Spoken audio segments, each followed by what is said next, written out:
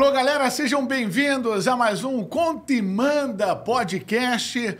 E sempre a gente aqui pedindo pela sua parceria, inscreva-se no canal, compartilhe todo o nosso conteúdo, pode curtir, acionar sininho, não só no YouTube, nas mais diversas redes sociais vizinhas. Estamos presentes em todos os cantos com o Conta e Manda e sempre trazendo um grande convidado. E hoje não é diferente, né, Chico? Não é diferente, Éboli, porque às vezes a gente assim, pô, fulano é bom profissional, mas como pessoa é complicado. Ou então assim, o cara é gente boa, mas só para tomar um chopp, porque profissionalmente ele não é legal. E esse cara não, cara. Esse cara é bacana, né? Vai dar de Faustão agora? Tô de Faustão. Tanto no pessoal quanto no profissional. Grafite, ex-jogador, comentarista do Grupo Globo.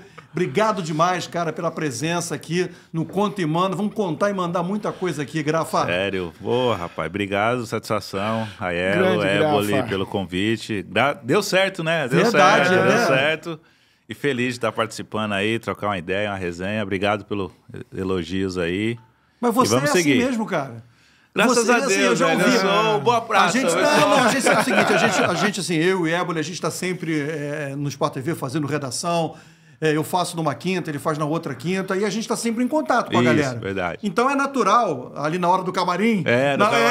Ali que a gente fica sabendo. Ali que a gente fica sabendo, ó, fulano, cara, é gente boa, ih, Beltrano é complicado, e não sei o quê. Cara, o teu nome, cara, assim, na boa, é uma unanimidade em termos disso, sabe? De ser um cara parceiro, um cara gente boa, tranquilão. No teu pessoal e como profissional também, cara. Bacana. Obrigado, isso. Bacana. Eu fico feliz de ter o reconhecimento, ter o carinho, né? Eu me dou bem com todo mundo lá, graças a Deus. O Éboli encontra mais nos pagodes do que na TV, né? A gente encontra mais no pagode do Júnior do que na TV. Pagode do mas Júnior, samba da sopa. o samba da sopa. Eu e Aiello lá no camarim. O camarim ali, tu sabe quem é quem, né? É Acaba verdade, descobrindo. É verdade. Agora vem cá, Quando chama de Edinaldo Batista, você estranha? Edinaldo eu não estranho muito, eu estranho bastante Dina, né? Como meu apelido de infância é Dina. Então, quem chama Dina é realmente que me conhece lá de Campo Limpo Paulista, de Jundiaí. De vez em quando eu sou, fala Dina, beleza? Aí alguém que conhece ou que conhece alguém que me conhece. Esse sabe do meu passado, sabe, né? Isso aí eu tenho que tomar cuidado. Tem que tomar cuidado. Vem cá, rapaz, assim, você começa a jogar futebol muito tarde. Já. Diferente aí da maioria, né? Você não é um caso específico. Uhum. Alguns jogadores já viveram isso, já contaram, né, da dificuldade que foi ter começado tarde. Então você começa com 22 anos. Mas antes disso, era o quê? Ia para arquibancada, xingava jogador, xingava treinador, pedia raça, queremos raça. Fazia tudo isso que depois você ouviu como jogador? Fiz algumas vezes, assim. Eu não fui de frequentar estádio, fui algumas vezes, né? Assim, em 90, eu ganhei uma camisa do São Paulo do meu irmão. O meu irmão, ele tinha aquela da Coca-Cola da Adidas, eu ganhei a camisa dele. E aí comecei a acompanhar o São Paulo, torcer pelo São Paulo e sempre fui São Paulino. Fui algumas vezes no Morumbi assistir o São Paulo, não ia com frequência, porque meu pai não deixava, né, eu ir com frequência. Mas já xinguei, já cornetei também, e depois eu tava lá dentro cornetando. Eu comecei tarde. Anos 90? Anos 90, Eu comecei tarde já, comecei com 21 anos, Xingava quem nos anos 90? Tu xingava o Raí, cara? A gente xingava. Tu tinha coragem de xingar o Raí, o Miller, aquele time Silas? Eles quebravam de vez em quando tu não também. pedia fora Tele. Não, tu não pedia Tele, fora não, Tele. Tele Tu não pedia fora, não. Não, e era uma época especial, porque todos os grandes clássicos eram no Morumbi, né? Era Sim, tudo no Morumbi. Era o Maracanã de Isso. São E Paulo, assim, né? E como eu morava lá em Campo Limpo Paulista, a gente não conseguia assistir os jogos na TV, a gente ouvia pelo rádio, porque passava muita programação aqui do Rio de Janeiro. Então, eu acompanhei muito o Campeonato Carioca, que passava na TV aberta lá no interior de São Paulo. E os jogos de São Paulo não passavam. São Paulo, Palmeiras, então eu ficava ouvindo no rádio. E quando os caras perdiam a gol, a gente cornetava, né? Pô, cara, aquele time do São Paulo, década de 90, bicampeão do mundo. Que time massa. Nossa, né, eu ficava acordado de madrugada. Na época só passava os jogos do São Paulo na CNT, a Libertadores. Sim. Que era Criciúma e o São Paulo estavam na Libertadores naquele ano. Aí eu acompanhava, tinha álbum de figurinha, acompanhei. Era o Galvão? Foi o ano do Galvão? Eu acho que foi o ano do Galvão na CNT, Galvão cara. foi OM-TV. OM-TV. Não, mas acho que era também OM, cara. Isso, não era CNT ainda, não, era OM. Acho que... A gente acompanhava e a imagem era bem ruim. Era o canal 11 em São Paulo. Criciúma de Filipão. Criciúma de Filipão, Sim, que foi campeão da Copa do Brasil em 90 e isso. jogou 91, jogou a Libertadores em 92. Exatamente. Exatamente. 92, 93. Fiquei acordado até tarde, assisti os 2 mundiais, contra o Barcelona, contra o Milan. 2 aulas de futebol, né, cara? Bons tempos que a gente fazia frente com o futebol europeu, né? Era diferente, né, o Mundial naquela época, né? Era só aquele jogo só aí. no Japão, né? Mas era maneiro. Gol de peito do Raí, gol de falta. Pô, e depois você foi lá no Japão e levou... Em 2005 eu tava lá. Pegou teu título mundial. Cara, a vida é muito louca, né, Grafa? A vida é muito louca, E né, assim, em 2005, é importante que eu me machuco nas quartas da Libertadores, né? Eu machuco o joelho. E aí eu não tenho condições de jogar mais. O Amoroso vem e arrebenta nas finais, né? Nas semifinais e finais. E eu volto pro Mundial. Eu estourei o ligamento cruzado e o lateral, eu voltei a jogar com 4 meses e 28 dias. E quando eu voltei a jogar, eu joguei as 2 últimas rodadas do Brasileirão e o Autuário falou assim, o Mundial é o grafite e mais 19. Legal, porra. Agora, que loucura, né? Você falou, né? Um espaço aí de 12, 13 anos. O cara que era torcedor ficava acompanhando pelo rádio, então tinha dificuldade de ver o jogo na televisão, ia pouco ao estádio. Era torcedor mesmo. E 12 anos depois, o cara está conquistando o título que ele há 12 anos estava ali torcendo, estava vibrando. Cara, isso é muito louco. Não, e a história que ele construiu no Santa Cruz, foram 4 passagens. Sim. O tricolor e o Santa Cruz São Paulo tem as mesmas cores, né? Sim, sim. O tricolor faz parte da sua vida, tem um Grêmio faz também. parte. Então, mas é legal também como você criou essa identificação com o Santa Cruz, né? Você encerrou carreira no Santa Cruz. Verdade. Né? Em 4 passagens. E assim, tem um fato importante. Eu assinei meu contrato profissional dia 19 de abril de 2000 pelo Campo Limpo Paulista, né? Que na época eu jogava futebol amador. Eu já ganhava um dinheiro com futebol amador, jogava no time de Campo Limpo, no time de Várzea Paulista, de Jundiaí, jogava salão, então eu já ganhava um dinheiro aqui, um trocado ali. E me recordo quando eu fui lá no escritório do seu Heleno na Vila Maria assinar, né? Que na época o seu Heleno, o Vampeta e o Edilson foi que montaram a equipe profissional lá em Campo Limpo Paulista. O Esporte Clube Campo Limpo Paulista, que jogou a B1B, que era a 5ª divisão do Campeonato Paulista. E 1 ano e 2 meses depois eu estava jogando a Série A pelo Santa Cruz, né? Em 2001. Estava entrando em campo Santa Cruz e Internacional.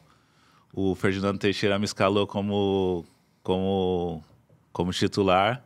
E quando eu entrei no Arruda, tinha 60 mil pessoas no Arruda, eu tremia. Eu tremia porque o que vai acontecer? Não, o cara começa a jogar em 2000. Vamos lá. Vamos lá. Sim, há 12 anos, ele era só torcedor. Aí ele começa a jogar em 2000.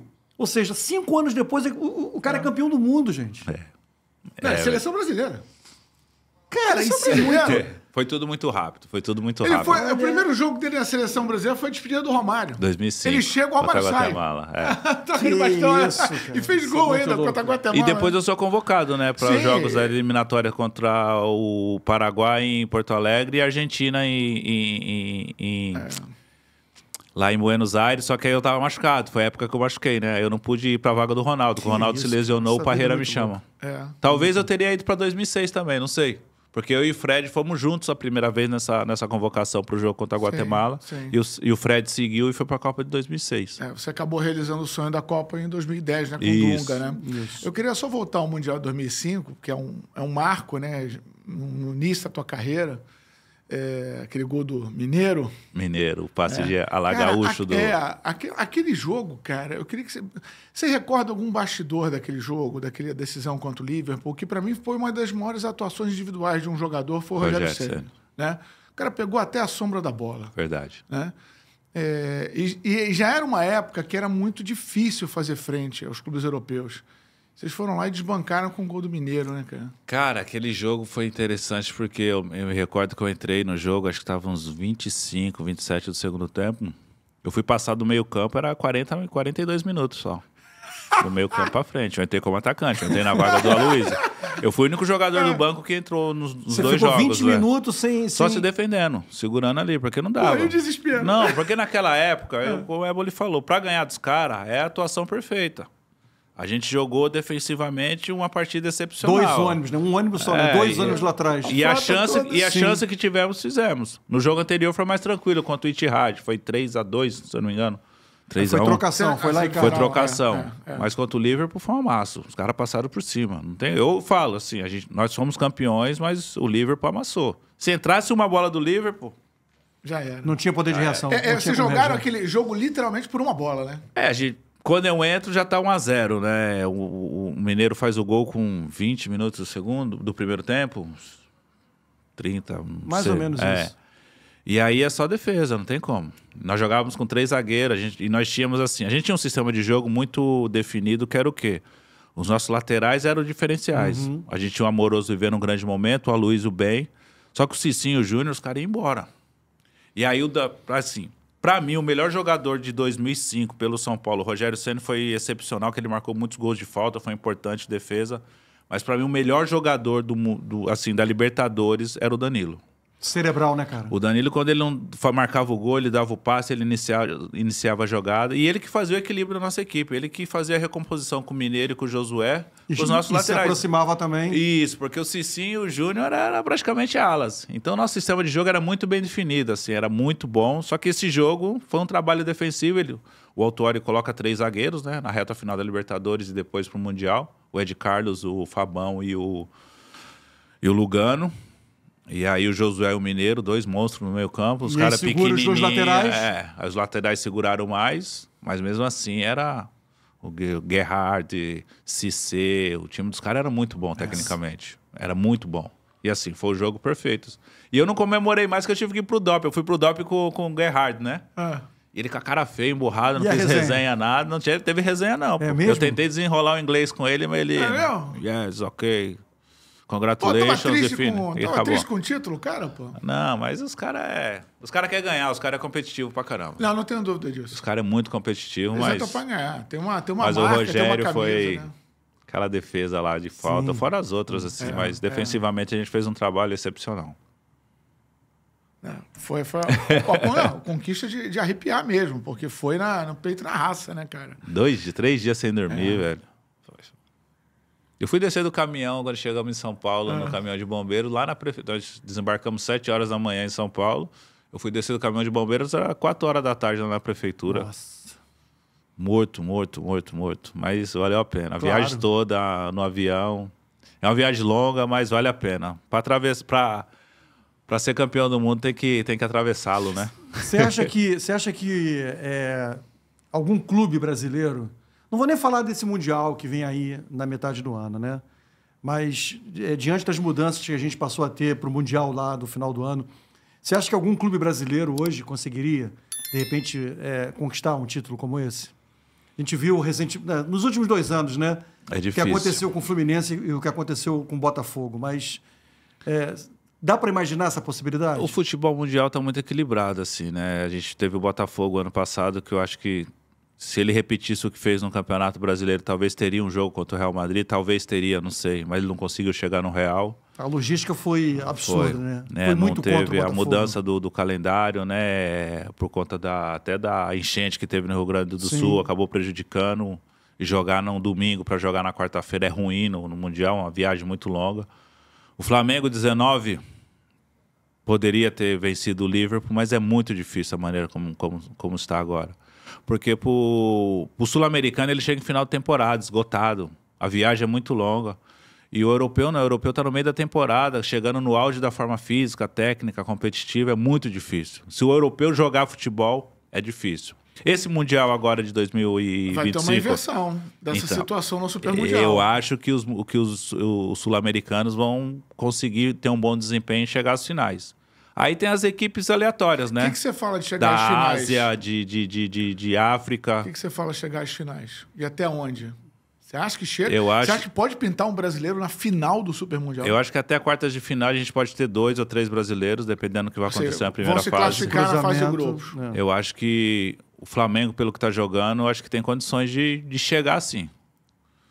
Porque se a gente pegar a logística dos europeus, eles tiveram... Eurocopa ano passado, eles não tiveram férias, emendaram com os campeonatos europeus e agora eles vão emendar com esse Mundial. Sim. E o ano que vem tem Mundial tem Mundial da FIFA ano que vem novamente. Ou seja, os caras não tiveram férias. Não, e não vai ter, porque acaba o Mundial, começa a temporada 25, 26. Eu acho que eles não vão à Vera. Eu acho que principalmente os europeus, os jogadores vão achando passear. também isso. Mas tem a premiação, o dinheiro que a FIFA deu, que a UEFA deu, mas mesmo assim, para os caras, a Copa do Mundo ano que vem é prioridade. Assim, tava rolando uma resenha esse só pra Super gente... Mundial é a maior premiação da história da FIFA, superior à Copa do Mundo, cara. Só pra gente contextualizar, né, em relação ao que eu vou dizer aqui. Antes da gente começar esse bate-papo aqui com o Grafite, a gente estava falando, né, a gente está gravando aqui depois de uma rodada interessantíssima de quartas de final de Liga das Nações. O Éboli chegou a dizer aqui, quantos gols? 21 gols 21 em 4 gols jogos. em 4 jogos. Não é normal. E aí o Éboli assim, pô, mas de repente a gente não se acostumou a ver isso, por exemplo, em semifinal de Copa do Mundo, em semifinal de Eurocopa, a gente não vê isso. Será que não é questão também da competição? Liga das Nações não é uma Euro, não tem o peso de uma Euro, não tem o peso de uma Copa do Mundo. Será que, em cima do que o Grafa está falando, assim, o Mundial para esses clubes europeus, tipo assim, ganhou, beleza. Não ganhou. Não ganhou também, foi eliminado nas quartas. Eu quero sair de férias. Pode ter essa conotação para eles? Pode ter, até porque o lado financeiro não é um fator tão importante para os clubes europeus, que eles são organizados, eles já estão em final de temporada, já arrecadaram tudo que tem que arrecadar, lógico que... 40, dinheiro nunca é demais, né? Nunca é demais, mas se a gente for falar de Paris Saint-Germain, Real Madrid, esses clubes gigantes do mundo, eles preferem preservar seus jogadores e conquistar uma Champions League, se preparar para fazer uma boa primeira fase de Champions League, de campeonatos de seus países, do que perder esses jogadores por lesão. E há um ano da Copa do Mundo. Um jogador que se lesiona agora, dificilmente ele tem condições de chegar à Copa do Mundo em condições técnicas. Perfeito. Eu acho que isso vai pesar bastante. Eu acho que é um fato importante para os sul-americanos isso daí, principalmente para os brasileiros. Vamos lá, rapidinho, só para contextualizar mais uma vez, Éboli. Não houve férias ano passado por causa da Euro. Não vai haver férias esse ano por causa do Mundial. Vão adaptar. Para alguns clubes, né? Sim, quando eu falo férias, E ano que vem tem Copa. Vão adaptar tudo. O calendário tá uma loucura. Chega no final do ano, também tem. A gente vai ter um atropelo aqui no Brasil. As últimas rodadas do Brasileirão vão coincidir junto com o Mundial. Com a Copa Intercontinental. Sim, agora é Copa Intercontinental. A semifinal da Nations agora é em junho, né? É em junho. É em junho. Portugal e Alemanha, Espanha e França. Isso. Espanha e França. Só camisa que enverga varal. Olha aqui. Que eu te falar... Perdi ali a raciocínio, né? Falar um negócio aqui. Então deixa eu voltar aqui para falar de bom desempenho. Não. Sim, ia falar do Felipe Luiz. Porque você falou, você frisou o Flamengo. Frisou o Flamengo como hoje uma força do futebol brasileiro para ir bem nesse Super Mundial. E muito se fala, já ouvi vários comentários. O Felipe Luiz é um técnico formado na Europa. Isso é um pré-requisito? O quanto isso é importante para diferenciar ele dos outros? O Flamengo é um time à la europeu. O quanto isso é importante? Você identifica isso no Flamengo? Acho que o Felipe Luiz é a junção do técnico europeu com o brasileiro. Porque a gente tem tem um lado, o técnico europeu. Eu estava conversando com o presidente do Grêmio na reunião lá a semana passada na Globo. Ele estava falando como é difícil você explicar para um treinador europeu ou para um treinador argentino a importância de um campeonato gaúcho como foi esse ano, para Grêmio e para Internacional. Se o Grêmio vencesse, seria o octa do Grêmio, empataria com o Internacional. Isso. Ou seja, o campeonato gaúcho, você colocar na cabeça de um treinador estrangeiro que o campeonato gaúcho é mais importante que a Libertadores e o campeonato brasileiro. O cara não vai entender nunca. O cara, mas como é que eu vou priorizar um campeonato estadual? Já o treinador brasileiro tem esse conhecimento da rivalidade entre... do Bavi, da rivalidade do Fla-Flu, ou do Vasco e Flamengo, a rivalidade de Grêmio Internacional. O estrangeiro não tem. Aí qual que é a diferença com o estrangeiro? O estrangeiro você chega, o estrangeiro ele trata todo mundo igual. O estrangeiro, o Gabigol que ganha 3 milhões e o menino que subiu da base que ganha 50 é o mesmo. Ele vai dar uma dura nos dois. O Jesus era assim. E o Felipe Luiz tem isso. Ele conhece a cultura do futebol brasileiro, mas ele tem um pensamento de europeu. Ou seja, ele é a junção dos dois. Eu acho que o Felipe Luiz é a melhor... assim, vamos criar um técnico perfeito? Eu acho que hoje é o Felipe Luiz pelo trabalho que ele está fazendo. Você já coloca nesse nível? Cara, ele é muito inteligente. A melhor novidade do futebol brasileiro porque o ele se Luiz. preparou para isso. Ele se preparou para isso já como jogador, a leitura que ele tinha dentro de campo já. E o vestiário, pô. Quando um treinador que sai da casa dele, vai na casa do Davi Luiz para conversar com o Davi Luiz, para falar, Davi, eu não vou continuar contigo. Vai na casa do Arrascaeta, Arrasca, se você tiver que ficar no banco, tu vai ficar. E o Arrasca fala, não, professor, eu tô contigo. Isso daí, pô, você tem um vestiário na mão. E hoje, para ter um desempenho bem no futebol brasileiro, você tem que ter um vestiário. Se você não tiver o controle do seu vestiário... E a gente vai falar do vestiário do Flamengo. Chega um treinador. Normalmente, num vestiário, existe um ou nenhum jogador que ganha mais que um treinador. Hoje em dia, existem muitos jogadores que ganham mais que o treinador. Mas você chega no Flamengo, você tem 6 jogadores que ganham mais que o treinador. O treinador chegar, dar porrada nos caras para falar com os caras é difícil. O Felipe Luiz, independente se ele ganha mais que os jogadores ou não, mas ele conviveu com os caras como jogador. Ele conhece cada um ali na sua essência, como pessoa, como amigo, como companheiro. E você ter esse conhecimento, né? O treinador chega num clube, ele não conhece os 30 jogadores. O Felipe Luiz conhece os 30 jogadores, conhece os meninos da base. Então, eu acho que o Felipe Luiz é assim, ele tem tudo para ser um dos maiores treinadores do futebol brasileiro e mundial, pela capacidade que ele tem. E o jogo do Flamengo, na tua opinião, também é o mais se destaca. Mas se destaca porque ele consegue passar para os jogadores que ele quer. A gente tem que jogar em alta intensidade sempre, a gente não pode relaxar. E quando você tem um treinador, eu tive um treinador assim na Alemanha, que era o Felix Magath.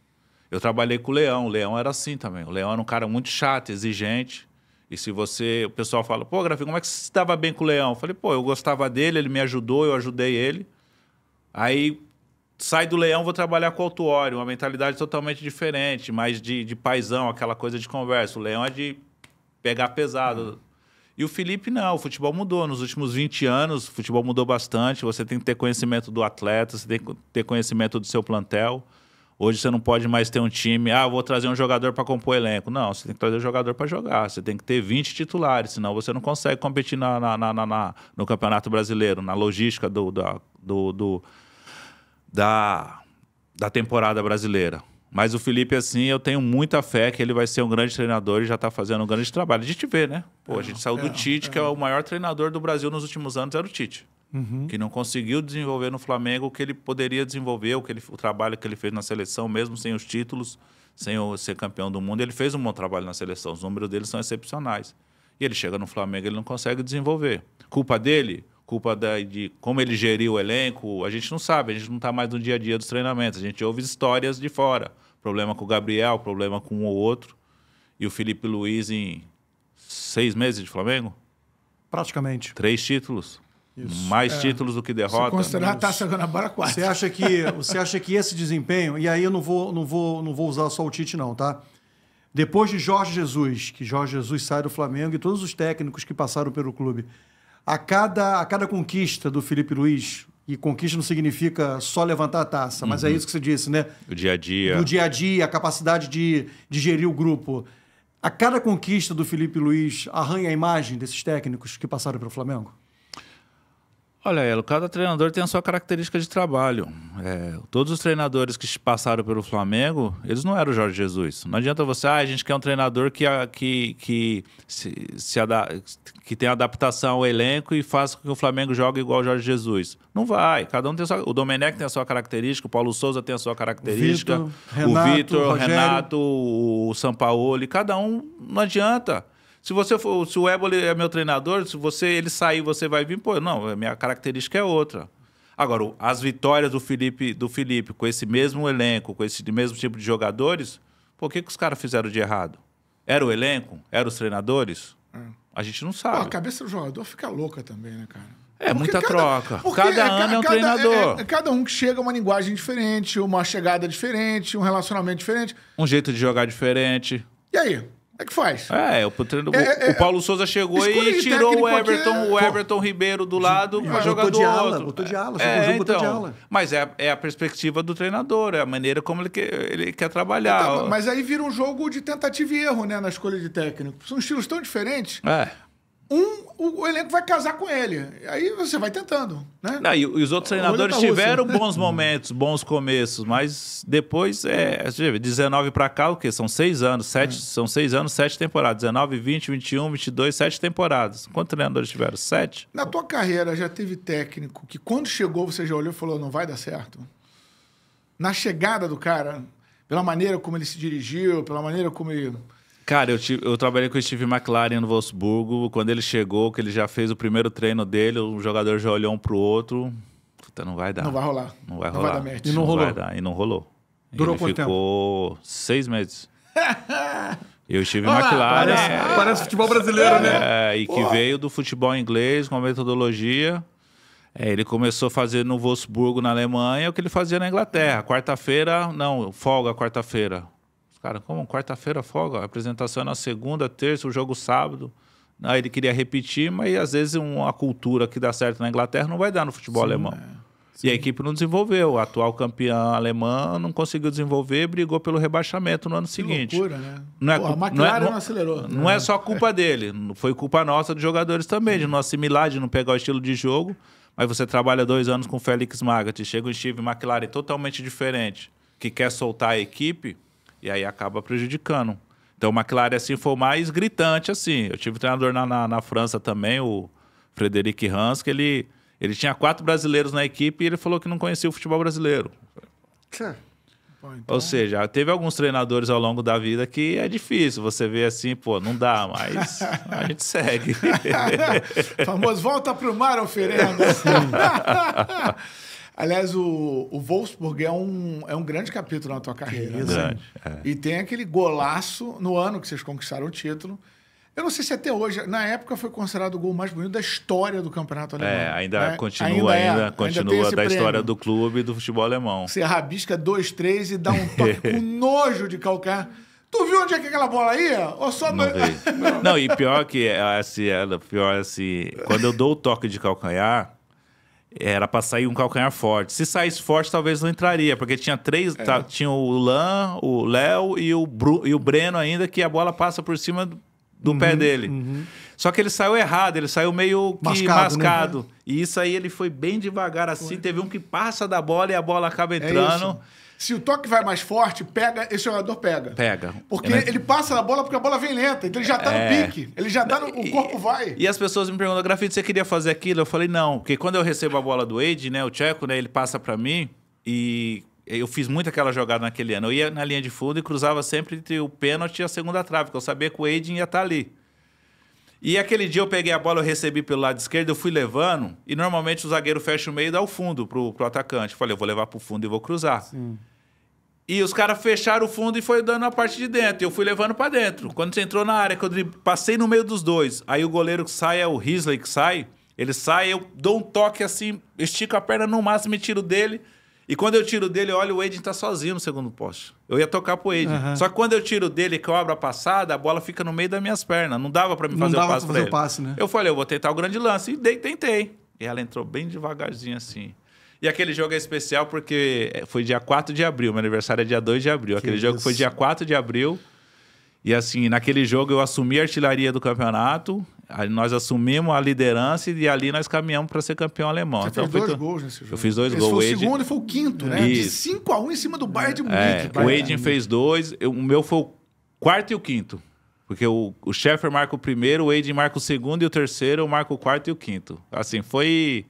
Era pra ser aquele jogo. Não, né, assim, não é só aquele jogo, não. Né? A conquista, né? Tinha. Porque olha só. Todo time alemão que desbanca o Bayern de Munique, né? Que é uma hegemonia impressionante, ganha um destaque. Não, mas peraí.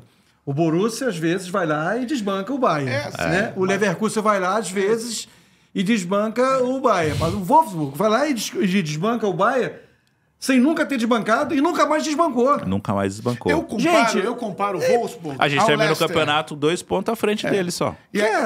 Então, e no ano seguinte, o desespero. Sim. Né, que você falou. Eu comparo o que aconteceu com o Wolfsburg, né? Ao que aconteceu com o Leicester na Inglaterra. Com o Leicester. Um meteoro. Passou. Sim. E você fez parte desse mas meteoro. a grande dificuldade no ano seguinte, a Elo e Éboli, foi o quê? No ano de 2009, todas as equipes que vinham jogar contra nós nos atacavam. E nós tínhamos o Mizimovic, né, que era que era da Bósnia junto com o Edin Tcheco, e eu, assim, os três, o Gentner e o Josué, excepcionais, o Josué, o capitão da nossa equipe.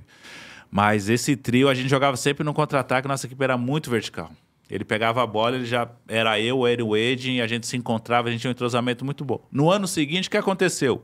As equipes Ficaram atrás e a gente tinha que propor o jogo. E aí foi a nossa dificuldade. Foi a dificuldade. Aí com a McLaren, aí teve toda essa dificuldade, a equipe caiu. E assim, eu ia ganhar o primeiro Puskás da história, eu ia ganhar, pô. Verdade. Eu não ganhei porque eu não fui na cerimônia. Verdade. Mas não foi por quê? Porque faltou comunicação entre o Wolfsburg e da minha parte. Porque acabou a temporada e começou a nova temporada e nós íamos jogar dia 17 de dezembro, que a Bundesliga para, né, por conta do frio. E aí nós íamos jogar dia 18 e o convite chegou no clube dia 14. E dia 19 eu tinha o voo já marcado para o Brasil, que a gente esperava os 6 meses, que lá de dezembro é menos 15, menos 20, a gente não vê a hora de vir para o Brasil de férias, para ficar pelo menos 10 dias descansando. E aí, no dia do jogo, à noite, o Wolfsburg, chegou o convite da gala da FIFA, dia 21. Você tá concorrendo o gol mais bonito da temporada. Eu falei, mas vocês vão mandar alguém? Porque eu tô com passagem marcada dia 19, senão eu tenho que desmarcar para ir. A princípio, a gente não vai mandar, não. Eu falei, mas tem uma possibilidade de eu ganhar? Tem, mas a gente não sabe, que o Ronaldo tá concorrendo também. Aí eu liguei pra minha esposa, falei com ela, falou, eu vou ter que adiar minha passagem, porque dia 21 vai ter a gala da FIFA pra ir lá. E aí não conseguia mudar a passagem, não tinha mais voo, ia ter que viajar só no dia 24 pro dia 25. Aí eu conversei com o clube, falou, vocês vão mandar alguém? Ela falou, nós não vamos mandar alguém. Aí não mandaram ninguém.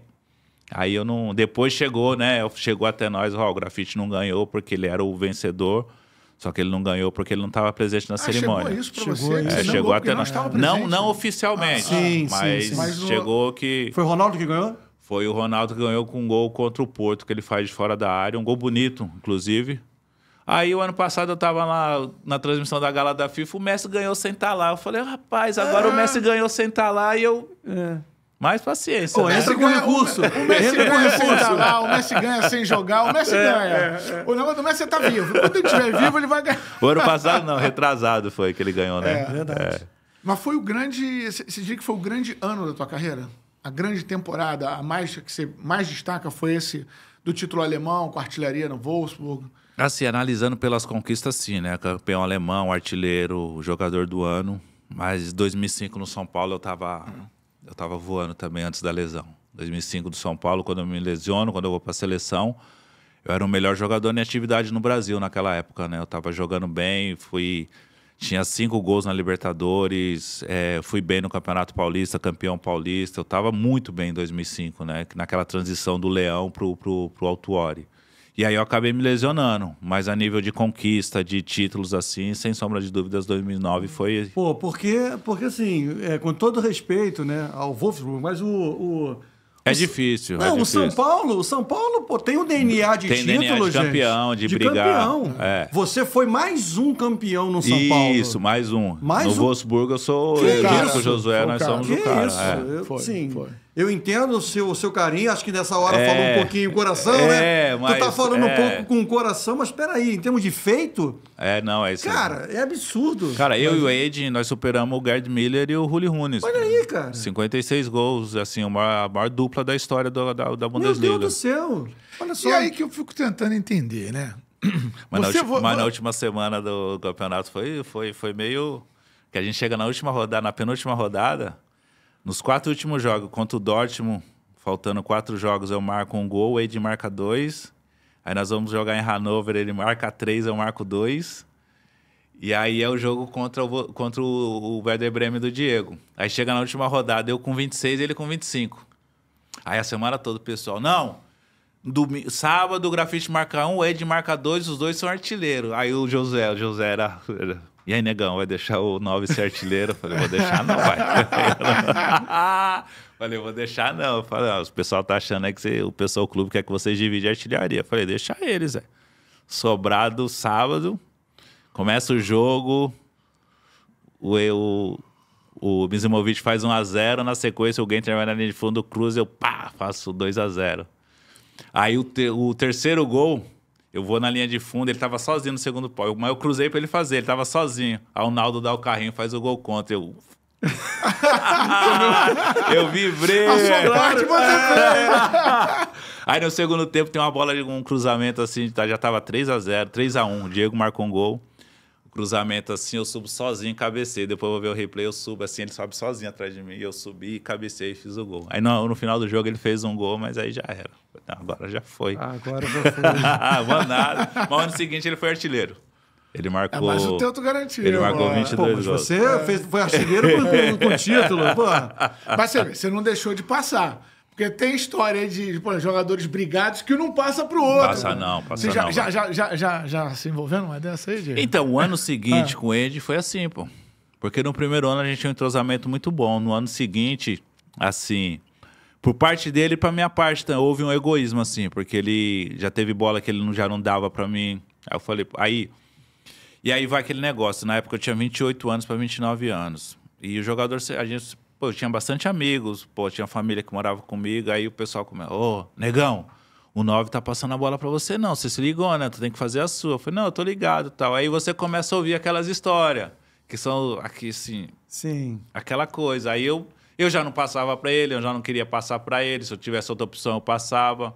E aí foi o quê? O time não conseguiu desenvolver, a gente ficou na zona de rebaixamento. Ele conseguiu se manter, que ele marcou 26 gols na outra temporada e na seguinte ele marcou 22. Eu já marquei 12, eu marquei 28, já caí para 12.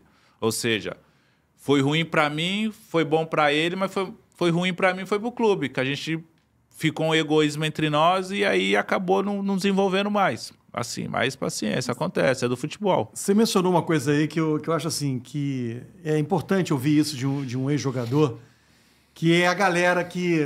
Tá junto ao redor. Junto, né? São, vamos lá, os parças. Eu não tinha muitos igual o Neymar tem hoje, Você assim, acha mas... que esses parças do Neymar, de certa maneira, eles contribuem de uma forma negativa para esse tipo de comportamento dele? Eu vou falar por mim, no meu caso... Assim, é difícil o cara chegar, pô, Grafite, você tá errado. É difícil o cara chegar pro Neymar e falar assim, ô Neymar, pô, tu tá fazendo errado. O cara chegar pra mim, ô Grafite, você tá fazendo errado. Talvez não seja o 9, seja você. Pô, para pensar. Não tem uma pessoa que chegue e fala isso. Mas por quê? É porque é muito fácil, né? Você é o provedor. Você ajuda. Muita bajulação. Então, é difícil, não tem como. É difícil um cara chegar, ó, tu tá errado, fazer isso, aquilo. Mas isso é ser parça? O parça não é o seguinte, pô, olha só, tu vai ficar chateado comigo, vai ficar putinho comigo aqui, mas, ó, tá acontecendo isso. Isso não é ser parça? Então, hoje eu tenho essa mentalidade, mas quando eu jogava, o jogador de futebol é difícil, né? Quando você tá bem, desempenhando, pô, eu fui eleito o quarto estrangeiro que foi eleito o melhor jogador da liga. Pô, grandão, o ego vai lá em cima. É difícil pro atleta, é difícil. Eu falo por mim, pelo que eu passei. Hoje, assim, eu consigo administrar. Você não quer ouvir crítica nessa hora, só quer ouvir elogio. E aí os caras só te dão elogio. Pô, você tá mal, você tá jogando mal, você não tá bem fisicamente. Pô, o 10 também não dá mais a bola. Pô, aquela bola lá... É sempre culpa de alguém. É sempre culpa de alguém. Você nunca quer assumir a sua culpa e nunca vai ter uma pessoa para falar assim. Eu tive pessoas que em determinados momentos chegou para mim, tipo o seu Heleno, que foi meu empresário a vida toda, que me descobriu, que me assinou no Campo Limpo. Eu trabalhei com ele até o final da minha carreira. Mas teve outras pessoas que, pô, negão, o 9 não quer passar a bola para você. No São Paulo, ouvi falar, pô, o Luizão quer passar a bola para você. E eu passava a bola pro Luizão, o Luizão passava para mim, quando a fase não tava boa, com o Tardelli, aquela coisa. Então, os caras sempre chegam e falam alguma coisa, ó, negão não quer passar a bola para você. Isso aí acontece, infelizmente acontece. E não é só o Neymar que passa por isso, os atacantes, Gabriel passa por isso. É difícil você entender que você não está vivendo um bom momento, principalmente quando... Você joga no alto nível. E aí, cara, então, você é um cara, pô, transparente, sincerão mesmo, é bacana isso. Pô, não queria ter feito aquele gol, não daquele jeito, mas saiu, né? E tem um episódio maravilhoso que é na tua convocação para a Copa de 2010, né? Pô, é legal, porque... Que ele é convocado e fala, não, tinha que ter ido o Adriano, pô. Então, eu tô numa treta com o Dunga, não, né? Assim, eu não falei mais com ele assim, mas o Dunga falou depois que chegou até ele que eu... Porque eu fui convocado para o último amistoso contra a Irlanda do Norte, porque o Luiz Fabiano se machucou, né? Ele teve uma lesão no músculo do peito, aí o Jorginho me liga, eu tava lá em Wolfsburgo, me recordo até hoje, ele me liga, era meu aniversário de casamento. E aí o Jorginho me liga, o Grafa, eu falei, fala Jorge, tudo bem? A gente tá querendo te convocar aí, mas o clube pode não liberar você, que já expirou a data limite pro jogo contra a Irlanda lá em Londres na terça-feira, isso aí era na sexta-feira. Eu falei, Jorginho, não se preocupa não que eu me viro com o clube aqui, ele vai liberar sim. Aí fui, falei com os caras liberou, aí eu fui para Hannover, joguei com o Wolfsburgo no domingo e viajei para Londres, eu e o Josué juntos, né?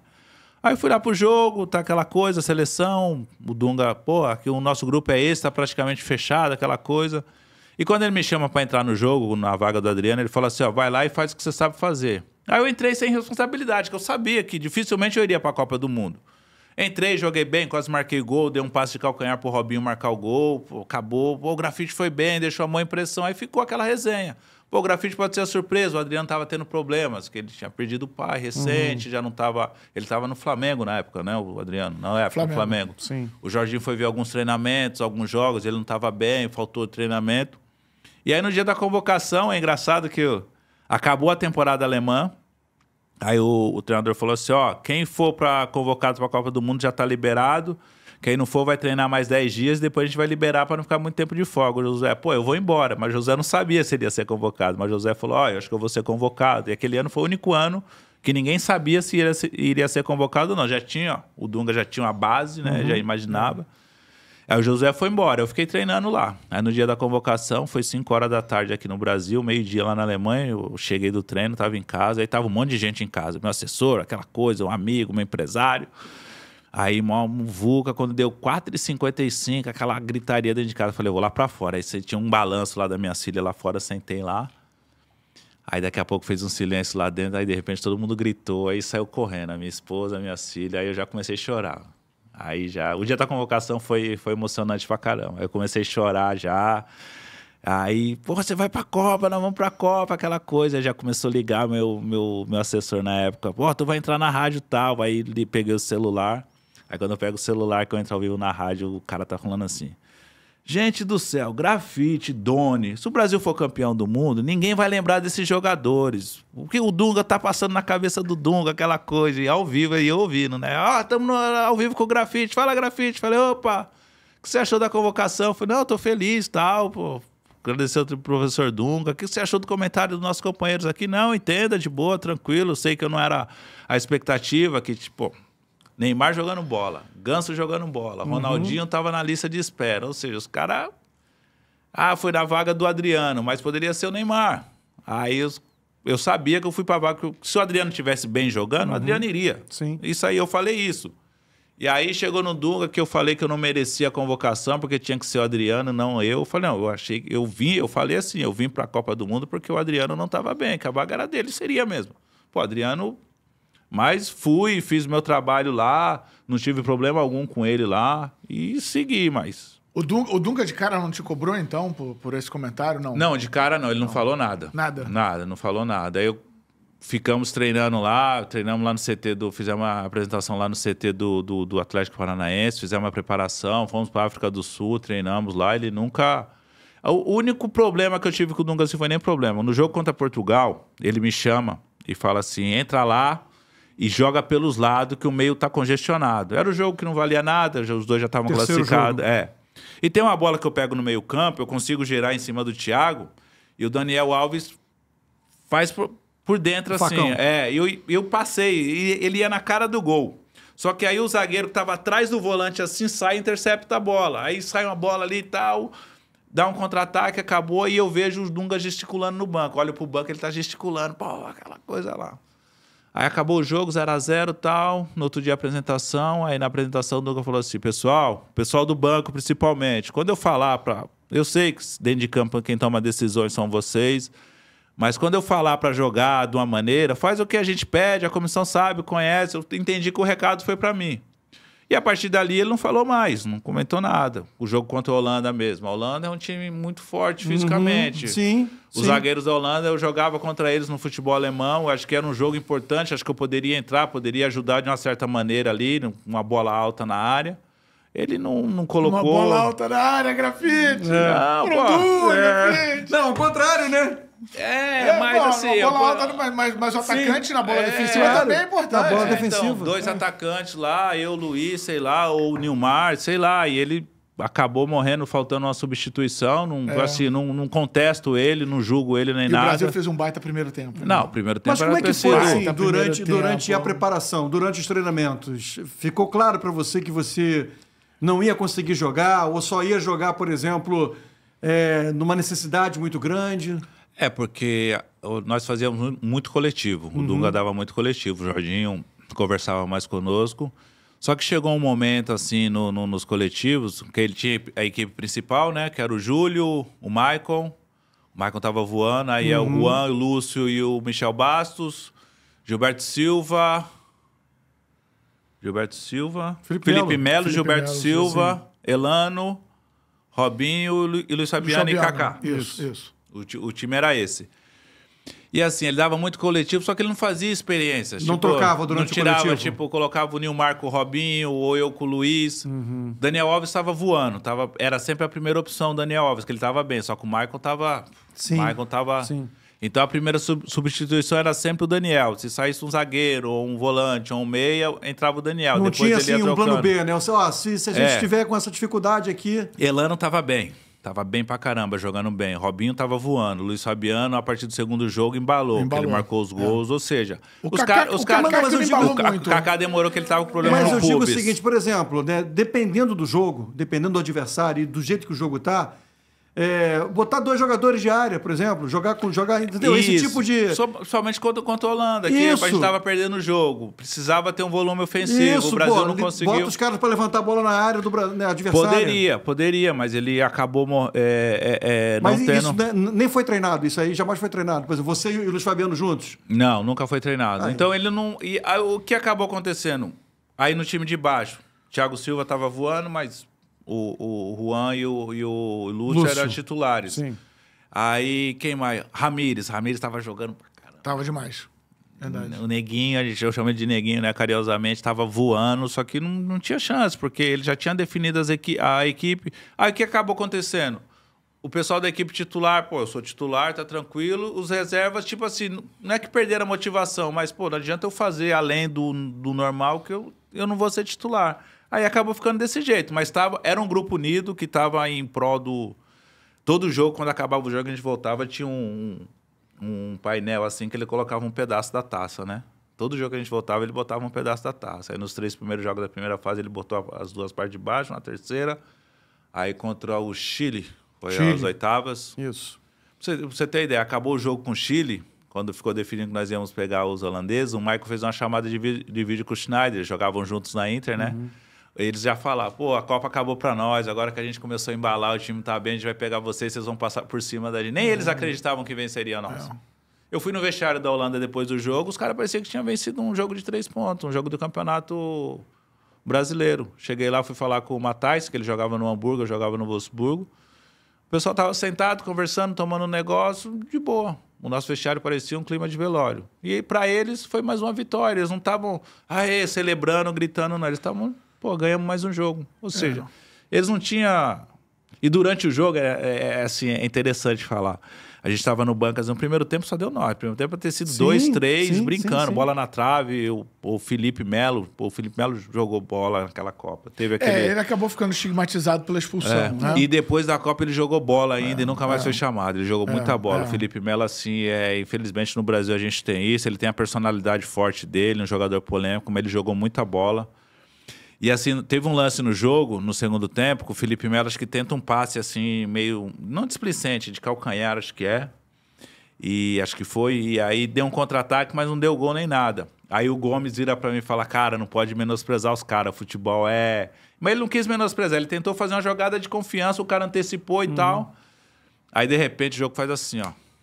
Vira de mão completamente. Eu tive ano passado no Mineirão, eu tava aí o Gomes conversando e o Gomes falou, Negão, até hoje eu não entendo o que aconteceu naquele jogo. E a gente não entende mesmo, porque virou, Tava um jogo controlado. O cara nunca fez gol de cabeça, daquele tamanho ele fez gol de cabeça. Em algum momento, talvez no jogo da eliminação, faltou mais experiência ao Dunga como treinador? Você percebeu? O Dunga foi muito explorado naquela Copa, pela opinião pública, pelo gestual, pelo comportamento, uma agressividade até que ele tinha muita mágoa na época por conta que fizeram com ele no 90 e 94. Foi muito, o embate foi intenso ali, né? Entre Dunga e imprensa. Né? Mas ali, no tratamento mesmo, em algum momento você acredita que tenha faltado experiência ao Dunga como treinador? Faltar, acho que hoje ele analisando, ele deve entender também que faltou, porque foi o primeiro trabalho dele como treinador. Primeiro trabalho dele. Ele não tinha tido um trabalho como treinador. Ele ficou muito exposto por causa disso também. Então, e teve os embates que ele teve contra a imprensa, né, de não deixar no jogo contra o Chile. Contra o Chile, tinha aquele negócio, a Fátima Bernardes era a musa da Copa, né? Ela queria entrar no vestiário, ele não deixou. Assim, ele já tinha falado, não, aqui é nós, a gente vai fechar, o hotel é só nós, e a gente vai seguir para a Copa, vamos ganhar essa Copa e tal. E a gente estava fechado com ele. Só que eu não vim do ciclo do Dunga. Eu fui no último jogo e fui convocado, eu não vivi o ciclo, eu não sei o que estava acontecendo. Mas você tinha já muita experiência no futebol. Mas já tinha experiência e eu acho assim que faltou por conta que você nunca viveu aquilo.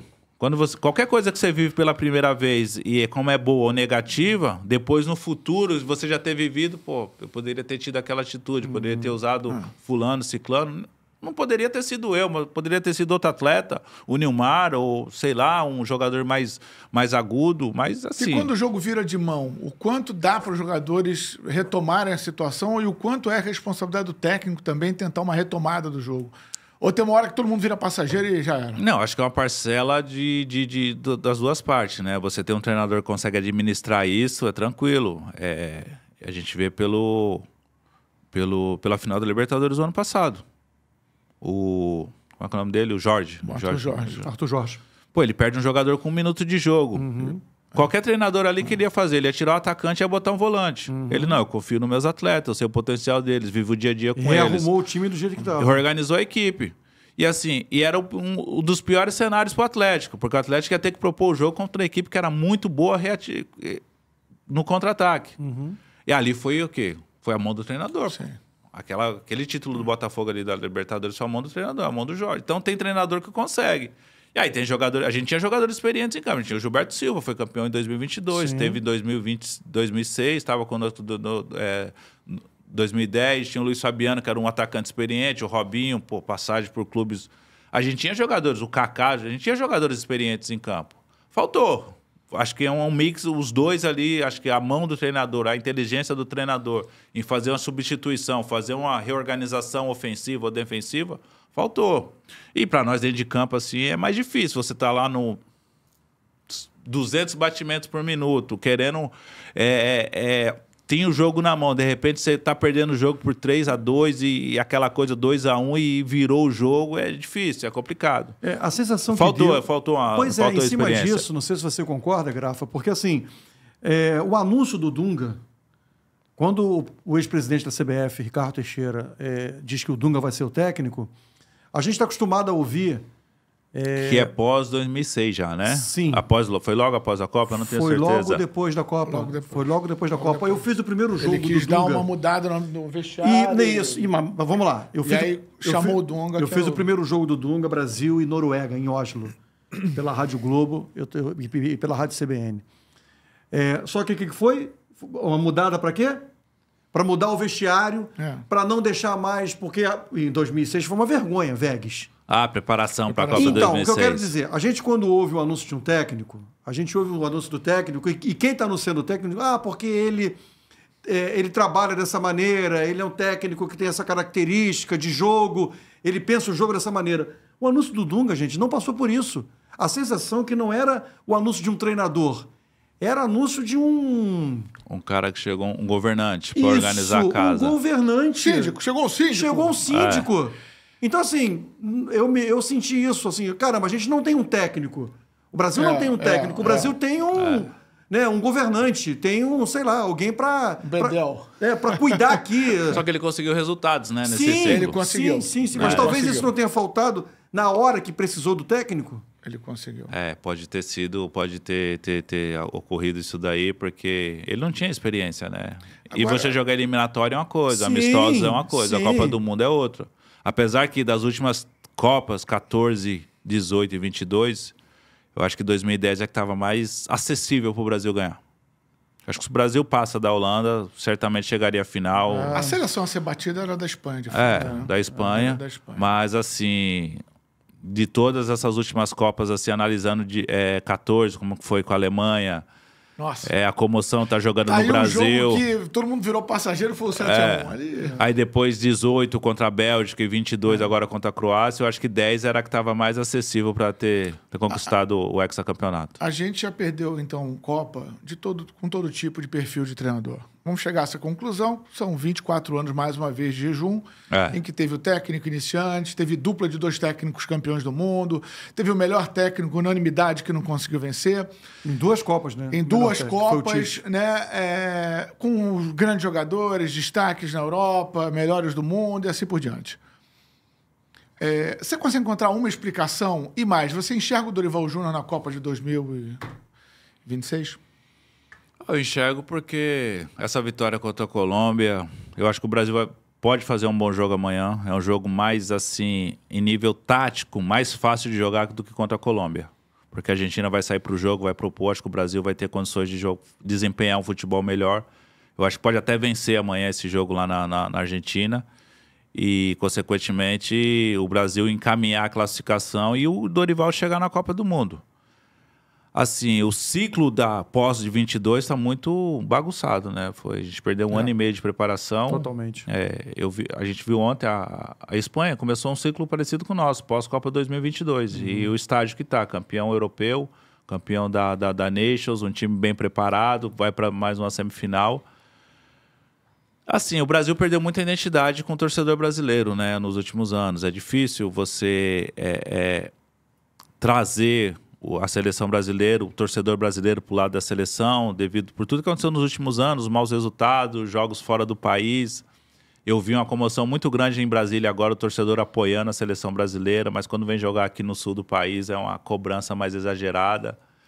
A gente tem uma safra muito boa, que poderia e muito ajudar o nosso principal jogador nos últimos anos, que é o Neymar, a conquistar uma Copa do Mundo. Você ainda acredita no Neymar? Em todos os sentidos. Acredita nele como uma liderança, tecnicamente liderando a seleção brasileira? Ele tendo uma sequência aqui no futebol brasileiro há 1 ano e 3 meses da Copa do Mundo, ele se preparar bem tecnicamente, fisicamente, ele tem condições. Agora vai dele querer. Hoje ele não tem condições de ser o Neymar que a gente esperava. Eu acho que essa equipe hoje, essa geração que a gente tem, poderia casar muito bem, ele focado, ele com querendo jogar, ganhar a Copa do Mundo, acho que poderia ajudar, poderia ser uma junção. Porque acho que o Brasil conquistar uma Copa do Mundo, eu acho que passa muito por ele estar bem jogando. Eu acho que com esse elenco hoje que o Brasil tem, dificilmente a gente... É uma Copa do Mundo diferente, tecnicamente menos difícil, né? Com tantas seleções desse jeito. Lógico que a fase final, quando afunilar, vai ficar só as grandes seleções. Eu penso dessa maneira. Mas eu acho difícil assim, o Brasil chegar à final da Copa do Mundo como o Dorival cravou. Vai ter que melhorar muita coisa, apesar que 94 e 2022 o Brasil não chega como favorito, chega com muita desconfiança. E esse ano, certamente, o ano que vem, o Brasil vai chegar com muita desconfiança. E chegou absoluto nas 2 últimas, né? E culturalmente isso pesa bastante. Sim. O Brasil chegar sem confiança e vencer, como foi em 94 e 2022. Então vamos continuar mal, então.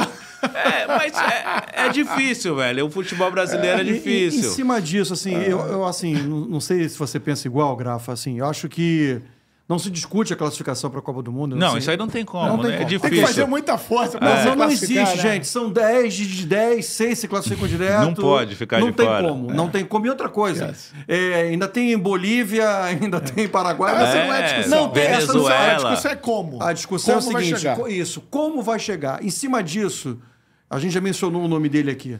Você acha que seleção brasileira para o Felipe Luiz é questão de tempo? Eu acho que a curto prazo, não. Eu acho que nem ele não...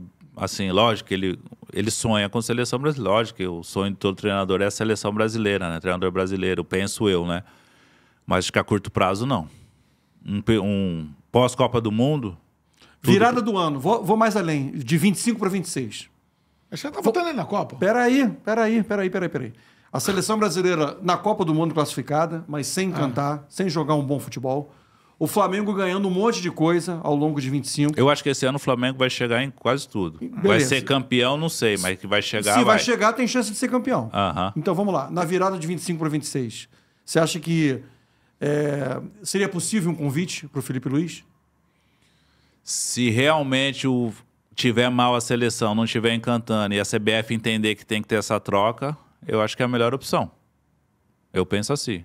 Porque não quero dizer que o Felipe Luiz vai aceitar, não, mas o convite partir da CBF. Rapaz, ele balança, viu? Não sei se ele aceitaria. Mas... Porque é bronca, não é fácil, não. Assim... Cara, não tem como cravar, é difícil. Apesar que nos últimos 2 ciclos, 18 e 22, acho que foi as únicas vezes que o Brasil chegou...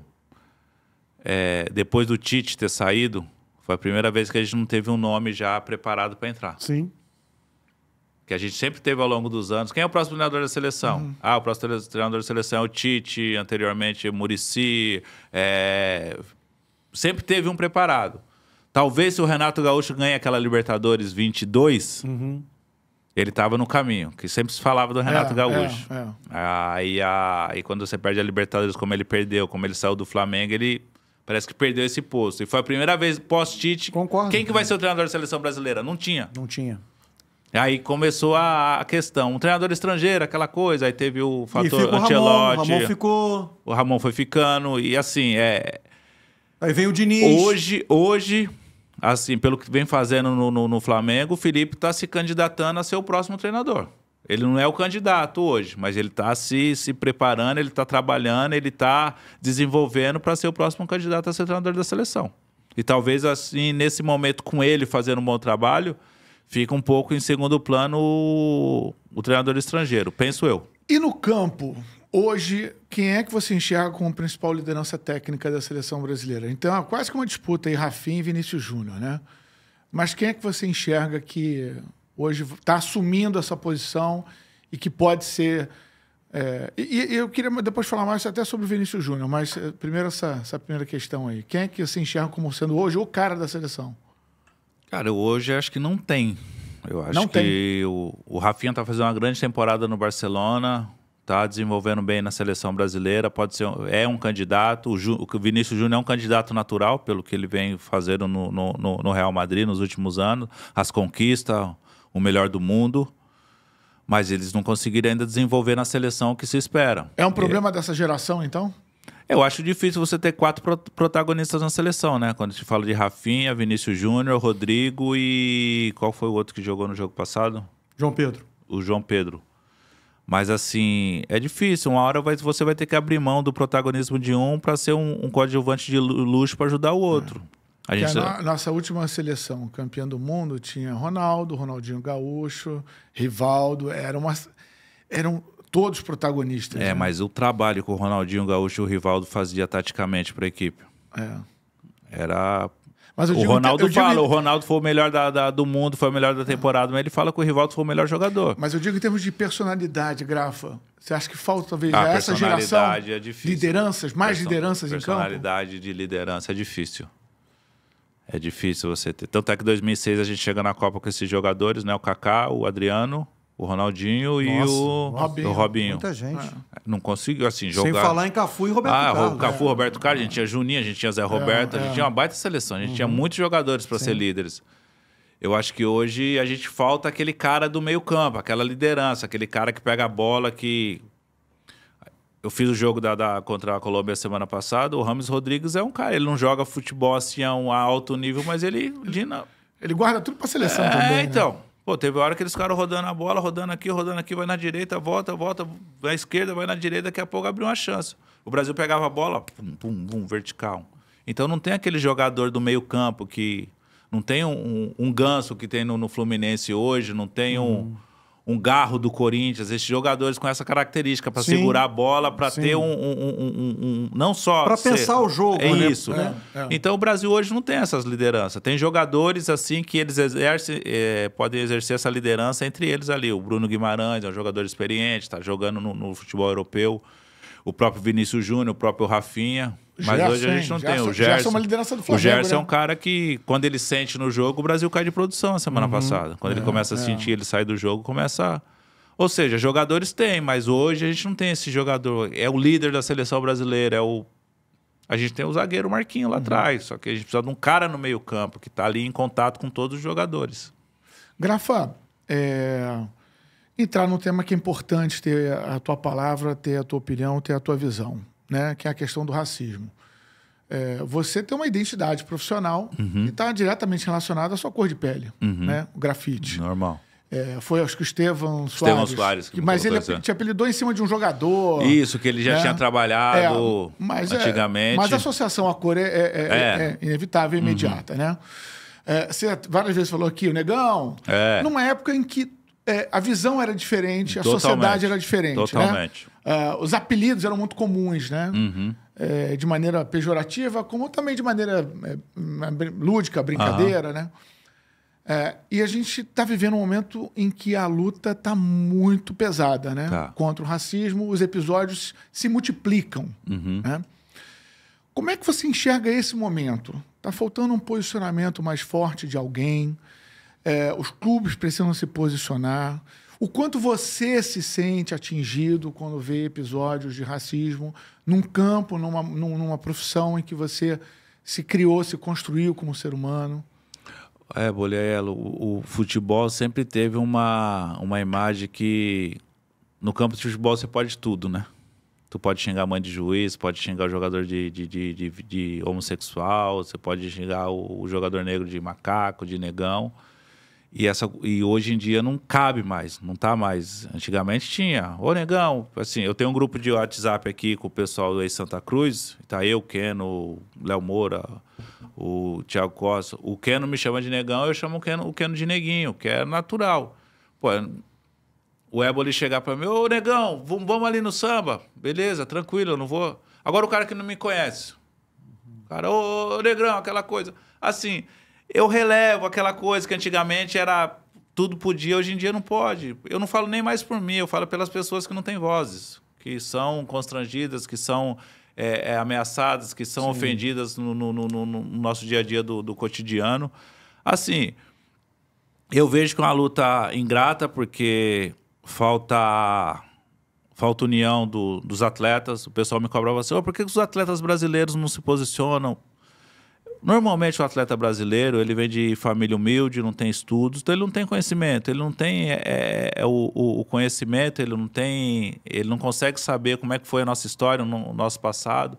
Mas os jogadores americanos, eles têm um engajamento muito maior, mas você vai na NBA, na NFL, na MLB, os caras são draftados nas universidades, os caras estão estudando, os caras estão adquirindo conhecimento, a base é diferente do brasileiro. O jogador de futebol brasileiro é a família humilde, pobre, que a grande maioria não estudou, que tem dificuldade de ter conhecimento. Então, eu entendo que os jogadores não buscam, não conseguem se impor unidos porque eles não têm conhecimento. E eu entendo, mas seria melhor que eles tivessem, que eles buscassem conhecimento. Eu fui buscar conhecimento ao longo dos anos, depois que eu sofri o caso do De Sábato. Foi em 2005, né? 2005, na Libertadores pelo São Paulo. Ele saiu preso. E você foi expulso, né? Então, eu fui expulso no jogo. E assim, se eu saio 5 minutos antes do Morumbi aquele dia, nada disso teria acontecido, que eu não teria encontrado o delegado, eu teria ido para casa, eu não sei se o delegado iria... não sei se naquela época o Nico Gonçalves ia conseguir fazer a acusação se eu não estivesse presente. Mas, assim, hoje eu agiria diferente, eu levaria adiante, porque não é só por mim, é por várias pessoas. Hoje a repercussão teria sido diferente, né? Naquela época não tinha rede social como tem hoje, né? Hoje reverbera com muito mais... apesar que aquela vez teve uma repercussão muito grande, muita gente do lado, daqui a pouco... E assim, aquele negócio, Bolhelo, é como você botar fogo no jornal. Faz isso, daqui a pouco apaga, ninguém mais está falando. Você vê, ninguém mais fala mais do Luigi. Essa semana estão se falando porque vai ter um manifesto agora da CBF, entre os clubes, que inclusive até o Flamengo, acho que não quis assinar, não assinou, para fazer um manifesto para o combate ao racismo, tudo que vem acontecendo. Mas eu acho que da nossa parte, nós negros, a gente tem que se capacitar mais. Porque enquanto não tiver juízes negros, não tiver delegados negros, não tiver pessoas no alto escalão do futebol da nossa sociedade que possa julgar isso, vai continuar sendo impune. Mesmo sendo crime no Brasil, não vai ser punido. A gente tem que educar primeiramente, educar as crianças, educar os jogadores, educar todo mundo e depois a punição. Tem que haver punição. Se no Brasil é crime, ninguém foi punido até hoje, uma coisa está errada. Como é que você vai brigar com a América do Sul se no Paraguai e na Argentina não é crime? A lei não considera isso crime. Não considera isso crime. Então é difícil. Mas aqui no Brasil eu falo muito. Nós, negros, temos que nos capacitar, ter conhecimento, buscar conhecimento de tudo, porque se eu chegar na delegacia e o delegado for branco, ele jamais vai se colocar no meu lugar. Eu tiro o exemplo das mulheres hoje. Uma mulher hoje que é agredida, ela chega na delegacia, ela tem uma delegada lá. A delegada vai se colocar no lugar dela. Sim. Então vai entender o que relato ela tá dela. O relato dela. É difícil Até vocês mesmo se o colocarem debate no meu não tem lugar. a profundidade, Claro. porque o debate também é feito por uma maioria branca. Isso, então, né? branco faz Sim. parte do debate. Só que a gente precisa ter pessoas nesse aspecto para se colocarem no nosso lugar. Enquanto não tiver aqui no Brasil, não vai ter e vai ser difícil erradicar. Tem que ter a união dos clubes, tem que ter a união dos atletas para fazerem campanhas. Eu jogava eu saí do Wolfsburgo há 14 anos. E no Wolfsburgo, todo ano, a temporada toda, nós fazíamos campanha contra o racismo. Como é que foi lá? Você como é que porque tem Nunca tive nenhum problema. Nunca teve? Nunca tive Porque nenhum muita problema. gente diz que na Europa, Alemanha e Itália. E nunca tive Na nenhum Espanha, problema. agora a gente tá vendo. Sim, não, mas dizem Assim, que é muito eu forte. nunca tive, porque assim, exemplo aqui no Brasil, eu vou num restaurante bacana aqui no Rio de Janeiro. Automaticamente que eu entro num restaurante, as pessoas olham assim, pô, negão, 2 metros, quase 1,90 m de altura. Ah, é o grafite, é o comentarista da Sport TV, é o grafite, é jogador. Automaticamente eu fico branco, no meu caso. Entendi. Automaticamente eu fico branco. Então eu tenho... ele pode estar aqui. Um exemplo assim. Ele tem a credencial. Assim, na Alemanha eu já tive alguns olhares. Chegar num lugar, aquela coisa assim, principalmente as pessoas mais velhas na Alemanha que viveu todo aquele... Sim. Eles têm um olhar diferente, mas eu nunca sofri nada. Na Alemanha eu nunca sofri nada. E sempre participei de ações. Nós íamos em escolas, nós íamos em visitar crianças em escolinhas de futebol, entrávamos com cartazes, com camisa, cartão vermelho para o racismo. Então, o engajamento na Alemanha é muito grande pelo racismo. E no Brasil, não. No Brasil... Bacana isso, né, cara? Esse tipo de educação, porque, na verdade, é o seguinte... Você vai formar uma geração. Isso. Vamos imaginar o seguinte, você acabou de dizer que as pessoas mais idosas na Alemanha, elas carregam isso com naturalidade, com normalidade. Isso. E essas pessoas, talvez, você não vai conseguir quebrar esse racismo. Não vai conseguir Mas vamos quebrar. fazer o seguinte, vamos educar os mais novos. Os filhos, os netos dessas pessoas para no futuro não ter. E, consequentemente, uma coisa vai levando a outra. O futebol usa muito isso como pretexto para... é um instrumento para destabilizar o adversário, quando é uma grande cretinice isso, né? Isso é falta de educação mesmo, é preconceito, não tem nada de destabilizar o adversário. Mas fato é que destabiliza. Né? Não tem como. E o Vinícius Júnior vem sendo o principal alvo, até por ser um cara que desequilibra tecnicamente, os adversários usam isso para desequilibrá-lo em campo. Está funcionando. Tá? Em vários momentos funciona. O Vinícius Júnior sai do jogo. Ele perde a concentração total e acaba... Não tem como se controlar. Você já saiu do jogo em situações em que você sofreu racismo? O caso do De Sábado a minha desavença com o lateral esquerdo do Quilmes, e o De Sábado vem e me chama de negro de merda, ele fala para mim. Aí eu boto a mão no rosto dele e empurro ele. E no jogo passado, com o Quilmes, 15 dias atrás, nós trocamos camisa. Ele pegou minha camisa e eu peguei a dele. Ou seja, é ali na hora um ato para tirar o cara daí. Ele me tirou do jogo, só consequentemente ele saiu também. Mas é difícil você ser julgado pela cor da sua pele. Uma coisa é o cara ficar falando uma coisa, xingar mãe, pai, aquela coisa, aquele negócio que nem no Oriente Médio. No Oriente Médio, se você falar da irmã do jogador, o cara fica doido. O Materazzi foi assim com o Zidane. Com o Zidane. O Materazzi, ele xinga a irmã do Zidane e ele dá uma cabeçada. E a impressão que eu tenho, Grafa, é que quanto mais o jogador se opõe ou se coloca à frente do processo para brigar contra isso, mais ele é provocado. O Vinícius Júnior vive uma onda que parece que não tem fim, né? Mas o Ébolo é diferente, você ser provocado por um adversário, que você sabe que o Vinícius Júnior vai para cima dele, vai dar uma caneta e vai fazer um gol e vai ficar... O problema é um estádio todo. É muito agressivo. É muita gente imitando macaco, xingando de macaco. É um ambiente hostil, né? É um ambiente hostil. E assim, você ser provocado, o cara quer tirar do sério, mas, você ser... julgado ou xingado por conta da cor de pele, sabendo que somos todos iguais, pô. A gente sangra do mesmo jeito, nasce do mesmo jeito, morre do mesmo jeito, é todo mundo igual. Só que a nossa sociedade hoje a gente foi solidificada, foi feita em cima de 400 anos de escravidão. Ou seja, tem resquícios do passado que até hoje... Sim. O que você mais ouve falar? Não, eu não sou assim. O cara quando acaba agredindo alguém verbalmente. Não, eu não sou assim. Quem me conhece sabe que eu não sou assim. É sempre assim, mas na essência não tem como. Desculpe a quem se sentiu atingido. Esse é clássico, então, mas assim, tem que ter um trabalho de prevenção, de educação, mas tem que ter punição também. Na América do Sul vai ser difícil erradicar. É difícil. Se não tiver uma punição grande da Conmebol, tirando o clube de competições, alguma coisa, que quando você atinge o clube, o torcedor, opa, prejudicou meu clube. Sim. É igual o jogador. Quando multou o jogador, não posso fazer de novo, que os caras tirou. Mexeu no bolso.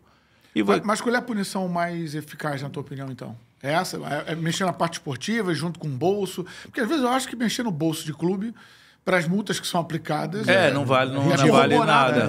É que nem o clube não pode levar a culpa também que o torcedor está cometendo racismo. Lógico, tem que ter educação do clube com os torcedores. Torcedor, não pode, é crime, aquela coisa tal. Os clubes da Sul-Americanos agora queriam entrar com um pedido na Conmebol, porque os torcedores eram maltratados aqui no Brasil.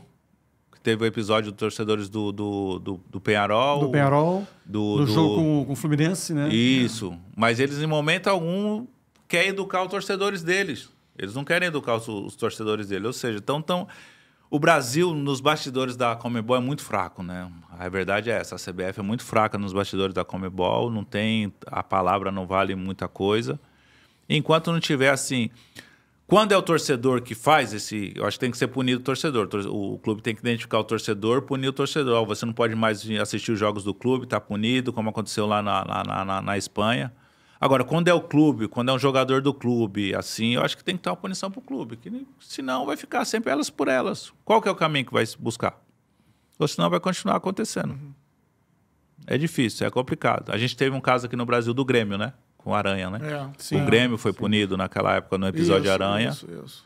Mas os outros clubes também não tiveram problema algum. Teve o episódio do Celcinho lá no jogo contra o Brusque, se eu não me engano, não tenho certeza. Não vou falar o nome do clube que eu não lembro. E acabou o dirigente sendo punido, mas... Você em algum momento viu isso se refletir para a sua família? Porque a gente sempre projeta, eu sempre projeto isso. Imaginando... Como é que o filho reage a uma situação como essa? Eu não levei adiante o processo contra o De Sábado por conta disso. Porque quando aconteceu, eu tinha 6 meses depois para prestar a queixa-crime. Aquele monte de pessoas que estavam do meu lado já não estavam mais, porque já apareceram outros fatos novos e ninguém estava falando mais sobre isso. Eu vi que aquilo, para minha carreira, não ia ser boa, que eu estava lesionado. Eu já tinha um projeto de sair do país no ano seguinte, que foi 2006, e acabei saindo. As minhas filhas chegaram algumas vezes chorando da escola por conta disso, que algumas crianças falaram para elas desse negócio, não pode chamar você de macaquinha mais, senão seu pai manda prender. Ou seja, aquilo começou a me prejudicar na minha vida pessoal. E por isso que eu não levei adiante, até porque eu não tinha por que levar adiante naquela época. Hoje, me arrependo de não ter levado adiante por conta dessas pessoas que não têm essas vozes hoje. Mas se fosse hoje, certamente eu levaria adiante. Mas para a pessoa que sofre, para a família que sofre, é muito ruim, é muito duro. Porque pessoas ficam falando... E assim, e não é todo mundo que é contra o racismo, né? Tem gente ainda que apoia isso daí e acaba tendo esses casos assim. Você viveu um momento delicado, né? Você mencionou agora aí a questão da vida pessoal. Como é que foi, cara, o sequestro da tua mãe? Cara, foi difícil porque... Eu lembro até hoje, eu estava chegando no CT, eu estava suspenso num jogo, São Paulo acho que veio jogar no Rio de Janeiro contra o Botafogo, se eu não me engano. E quando eu estava entrando no CT, o meu irmão ligou. Falou, Dina, eu falei, fala Emerson, beleza? Ele falou, cara, entraram aqui em casa, amarraram eu e o pai e levaram a mãe. Eu falei, não, para, que história é essa? Foi... E falaram o quê? Fala pro grafite que a gente só quer o dinheiro. Aí bate um desespero, né? Aí eu já telefonei para a direção de São Paulo, aconteceu isso e isso. não vou poder ir pro treino, vou ter que sair. E aí começou, né, a investigação da polícia. Eu não cheguei nem a ir para Campo Limpo. O pessoal da Polícia Civil de São Paulo pediu para mim ficar em São Paulo, pra gente buscar e conversando com meu irmão. Tu viu alguém passando pela rua, aquela coisa. Pô, e o trabalho da polícia os caras, assim, na época foram... Mas graças a Deus a minha mãe foi encontrada no outro dia por sorte, coincidência, né? Assim, ela foi sequestrada em Campo Limpo Paulista e ela estava lá em Arthur Bernardes, que é ao lado de Campinas, uma cidade pequena. Tinha uma pessoa parada em frente a uma casa e a polícia estava procurando um estuprador na área, na região. Caramba. E a polícia passou, parou o carro assim e de repente o cara saiu correndo. E aí os policiais entraram na casa e encontraram minha mãe no outro dia. Mas a gente já estava se preparando para espera de pedir um resgate, alguma coisa. Chegou a ter algum tipo de contato, não? Não, né? não teve nenhum contato, porque ela foi sequestrada numa quarta-feira, acho que na hora do almoço, e foi encontrada na quinta-feira, logo depois do almoço. Quase 24 horas, um pouco depois do almoço. 24 horas da tua vida, imagino. Mas assim, foi numa época que estava acontecendo com frequência. Já tinha acontecido da mãe do Robinho, né? A mãe do Robinho ficou 50 dias, 60 dias. Sim. Teve da irmã do Luiz Fabiano também. Verdade. E assim, foi uma época bem difícil. Assim, foi complicado, porque você você levar a sua mãe por conta de dinheiro, por essa coisa assim, é complicado. Aí hoje eu tenho uma postura mais diferente. Eu não gosto muito de ficar expondo meus filhos em rede social, a família também, uma vez ou outra a gente tira foto mais de filho, assim, no pra escola, essas coisas assim, eu não gosto, porque a maldade tá aí, né? A maldade tá no dia a dia. E assim, você tem que zelar muito, e foi um período bem difícil, assim. Foi as 24 horas, 25, 26 horas mais, assim, complicadas da minha vida. Porque é difícil. Quebra aquela ideia, né, de que muita gente tem que jogador de futebol é um cidadão protegido, né, na sociedade, não, de maneira alguma. Famoso, mexe com a paixão. Intocável, né? Você não consegue proteger todo mundo, né? Você consegue proteger sua família, seus filhos, mas você tem muita gente, familiares, amigos, e é difícil, é complicado, não é fácil não. Mas assim, graças a Deus ela foi encontrada no outro dia, não sofreu lesão alguma, não foi maltratada nem nada. E até passou alguns anos, depois de uns 4, 5 anos, acho que prenderam os caras que fizeram isso. A gente tem que fazer... Hoje vai rolar aquele negócio do... já vi que... isso aqui que jogou melhor? Claro. Então tá bom, guarda aí. Não vai pipocar, não. Não vai pipocar. Não, isso Caramba, não pipoca, não. Já tá pronto Grafa, nosso colega de bancada, de comentários, de análise. A virada de chave foi tranquila pra você? Foi, de vidraça pra pedra? Cara, foi assim, quando eu parei, eu tive um ano de 17 muito ruim, principalmente no Atlético Paranaense, né? Quando eu fecho com o Atlético Paranaense no final de 2016, em janeiro, perto da representação, eu tive um problema particular muito difícil com a minha mãe e com o meu irmão, né? Problemas com álcool e problemas de droga com o meu irmão, né? E eu tive que ligar para o Autório, eu falei, Autório, eu vou ter que atrasar uns dias a representação, aí que eu tô com um problema, tive que ir para São Paulo buscar meus pais, buscar minha mãe e meu irmão, levar lá para Recife, coloquei uma equipe para cuidar da minha mãe, meu irmão numa clínica também, e fui para Curitiba me apresentar. Mas eu não conseguia me concentrar 100% no trabalho por conta disso que estava acontecendo lá. Aí acabei tendo lesões, não me preparei bem, eu tive uma lesão no tendão de Aquiles que me prejudicou bastante. Então o primeiro semestre foi muito ruim. Eu acabei saindo do Atlético e aí eu falei, vou esperar 2018, vou ver se aparece alguma coisa. Aí apareceu alguns clubes interessados, mas assim, nada muito grande também. Aí aquela coisa, você já está com os filhos grandes, já criam raízes num lugar. Minha mulher tinha o trabalho dela. Aí tu acaba ter que ir sozinho. Falei, eu não vou sair de casa sozinho para ir jogar. Eu vou esperar. Aí resolvi parar. Falei, acho que eu não vou jogar mais não, vou parar. E aí o Jorge Guilherme, que é o nosso chefe hoje, né? Ele era lá da Globo Recife. Me convidou para comentar alguns jogos da Copa do Brasil dos times pernambucanos e do Campeonato Pernambucano. Eu falei, GG, você acha que eu vou... Não, vamos lá, você fala bem, você se expressa bem e tal, vai ser legal. Ele, o Thiago Medeiros também. Eu lembro na minha primeira transmissão, ele falava assim no meu ouvido, ô David, você tá com sono, né? Ele falou, fala, pô, você tem uma voz é boa, fala alto, parece que você tá com sono, fala pra fora. Aí eu comecei a falar assim, aí foi indo acontecendo, aí eu fiz um jogo, 2 jogos, aí fiz a final do Pernambucano, aí eu comecei a vir pra São Paulo, aqui pro Rio de Janeiro também. participar de programas do Troca, outras emissoras também. E acabou surgindo um convite para fazer a Copa do Mundo. A princípio eu ia fazer só a Copa do Mundo no cinema, né? Que eu fiz, eu, Vilani e a Mari Palma. E aí acabou abrindo uma vaga no Troca de Passes, que o Dorival ia fazer o Troca de Passes com a Ana, com o Vilani, e acabou abrindo uma vaga, eu fiz o Troca também. E aí no primeiro jogo da Seleção Brasileira na Copa de 18 foi engraçado, que Brasil e Sérvia, foi Brasil e Sérvia? De 18? Brasil e Suíça. Foi Sérvia ou Suíça? Um dos dois. Que o Brasil tomou um gol dentro da área, de cabeça. Sim, acho que é 1-1 o jogo. Sim. Aí na bancada todo mundo, não, foi falha do Alisson, foi falha do Alisson. E aí, Grafite? Não, foi falha do Alisson, não. Aí todo mundo tomou um susto assim. Por que não foi falha do Alisson? Não, que a bola passou baixa no primeiro pau. Quando a bola passa baixa no primeiro pau, não dá tempo do goleiro sair. Aí o pessoal, mas por que o cara tava sozinho? Eu falei, que o Brasil tava marcando por zona, não tava marcando homem a homem. Mas o que é marcação por zona? Não, marcação por zona é quando fica 4 jogadores assim e os outros jogadores... Aí 2, 3 jogadores pegam os principais lá, mas fica uma linha fechada assim em frente ao gol. Aí o pessoal, aí eu fui no telão mostrar. Aí o pessoal, pô, o Grafite dá pra ser treinador, o Grafite entende de tática. Deu aula. Mas era uma coisa que eu fazia Professor sempre. Grafite. Era uma coisa que eu fazia sempre, que eu sempre fui o cara do primeiro pau ali de escanteio. Eu sempre ficava no primeiro pau. E se a bola passasse baixa ali, eu sabia. E aí todo mundo, pô, o Grafite manda bem, pô, ele entende de tática, aquela coisa. Aí ficou. Aí eu fui contratado em definitivo e tô aí até hoje. Bacana assim. demais. Mas assim, era mais fácil jogar, pô. Principalmente jogos. Comentar jogo é difícil. É difícil porque... Até hoje eu trago uma frase que o Júnior Maestro falou. Não tenta adivinhar o jogo. E é dito e feito. O jogo muda. Hoje em dia você tem vários jogos dentro de um jogo. Não tem como. É difícil. É uma obra aberta. Tá? Assim, eu tenho... Qualquer assim, coisa muda. Imagina comentando Brasil e Holanda. Então, e é difícil comentar quem jogo. Pergunta adora provocar a gente a fazer futurologia, né? E hoje em dia tem muita interação com rede social, ao vivo, assim. Demais, então né? é muita gente falando, criticando, elogiando. Muita gente sabe futebol, Assim, né? programa, pós-jogo, pré-jogo, pô, tiro de letra, tranquilo. Agora, o jogo em si, se não tiver concentrado, acaba deslizando. E você sentiu algum tipo de desconforto ao criticar ex-colegas de profissão?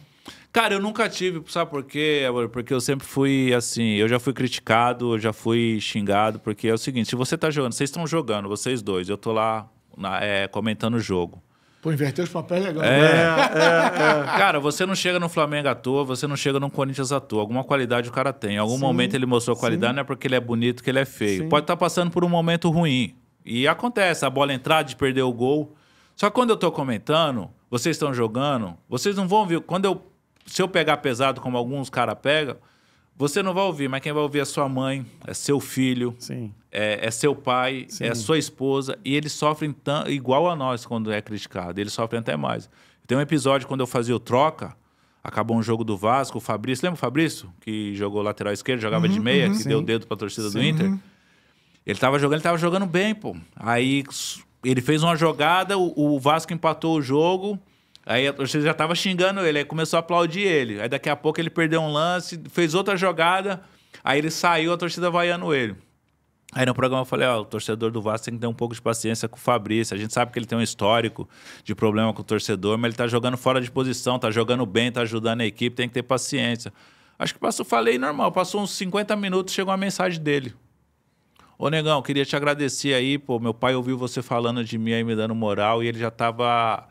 Pô, ele já tava até passando mal já, tanta crítica, o pessoal falando mal de mim, eu tava com medo do velho sentir alguma coisa. Ele, pô, aquilo lá, eu fiquei feliz de saber que eu não vou dar porrada nos caras porque eu tava ali até ontem. Sim. Às vezes eu vou falar, pô, por que perdeu esse gol? Pô, a posição corporal, o gesto não era com o pé direito, ele foi com o pé esquerdo, era o pé direito, perdeu por isso, aquilo. Eu não vou falar, não, mas não pode jogar no Flamengo, não pode jogar no Vasco. Não pode perder um gol desse. Não pode perder um gol desse. Aí eu acho que pega pesado. Então o pessoal às vezes fala, pô, você é muito corporativista, você fica defendendo os caras. Eu falei, não fico defendendo, eu só... Mas as opiniões que pesam mais. As opiniões... Aí eu penso, pô, no jogo Vasco e Flamengo e Vasco... Na hora que saiu o gol do Bruno Henrique, só tinha uma imagem do VAR. Sim. E aquela imagem do VAR dava a entender que o Bruno estava um pouco à frente.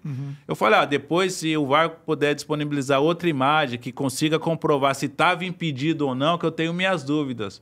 Que isso, eu passei a semana toda a torcida do Flamengo me xingando na rede social. Você é Vasco, você não... Você, cego, você não é imparcial, cego, você é Não parcial. adianta, e não adianta lutar contra isso. Não adianta. Não adianta. essa Tem cara aí é- que xinga, que... Não, e daqui a pouco mesmo o cara que te xingou vai te elogiar no próximo jogo. Por isso que você não jogava nada, jogador mediano, aquela coisa. Tem os caras, dá vontade de responder o menino morrendo. Não faz isso. Não faz não isso, aí. não faz isso. Mas é complicado. Se mas você é começa a tranquilo. descer lá dentro, não para mais. Vamos encerrar? Vambora. Quero ver, hein? Eita. Seu Deixa eu ver tua grafite. lista aí, deixa eu ver tua Não, lista pera aí. aí, surpresa também. Mas se ele foi melhor, né? Se ele foi melhor, se jogou mais. Calma aí, deixa eu ver ali. Se jogou mais. Tá bom. Se jogou mais que o Fred? Cara, o Fred, não, os números do Fred é fogo, velho. Seleção, Brasil. O Fred fez mais gol. Fred. Você jogou mais que o Gabigol? Até agora eu joguei. Agora tem que ver quando ele parar de jogar. Mas os números deles Quantos gols ele tem na carreira? Ele vai chegar a 300. Eu acho que ele vai chegar a 330. Se ele chegar a 330, acho que ele vai ser melhor que eu. Hoje eu penso que sou eu. Luiz Fabiano. Cara, o Luiz Tem como não, velho. Eu ficava treinando, eu ficava olhando o Luiz, velho. Eu, quando treinava, tinha mania de ficar olhando os companheiros. O Edin, Tcheco, o Luiz, o Luizão. O Luiz eu nunca vi um cara destro chutar tão forte com a esquerda igual o Luiz Fabiano. Ronaldo Fenômeno. Não, aí não tem como. Aí tá de sacanagem. Ronaldo, tá louco. Luizão. Cara, o Luizão tem mais gol que eu, né, velho? Você só colocou fera, velho. Tá vendo como era difícil na minha época? A gente tá comparando Tá vendo, fera com outro, Tá pô. vendo? Na minha Ué, época era difícil. Tua época, cara. Pô, Luizão, pô. Eu fui reserva do Luizão no Grêmio. O Luizão fez gol no Palmeiras, no Corinthians, fez gol no Guarani, o Luizão. Então vamos puxar pra essa época. Germancano. Você ou Germancano? O cara não tá jogando ainda. Eu. Oséias. Cara, o Zéinha. Tu só coça a cabeça, Grapa. Pô, só, porra. Eu. Washington Coração Valente. Washington. Adriano. Serginho Chulapa. Serginho, tá doido. Serginho tem 300 gols pelo São Paulo, 272 gols. O negócio era foda. Ele dava porrada nos caras. Eu gosto dele. Grafa, obrigado demais, cara. Obrigado vocês. Foi duro isso aí, viu, velho? Ficou bom, né? Então, mas eu chego à Ficou conclusão bom. que tá faltando... Você ou Pedro? O Pedro é bom, hein, velho? Eu sei disso. O Pedro é bom pra caramba, velho. Pedro assim, ainda mais nessa fase que não tem centroavante.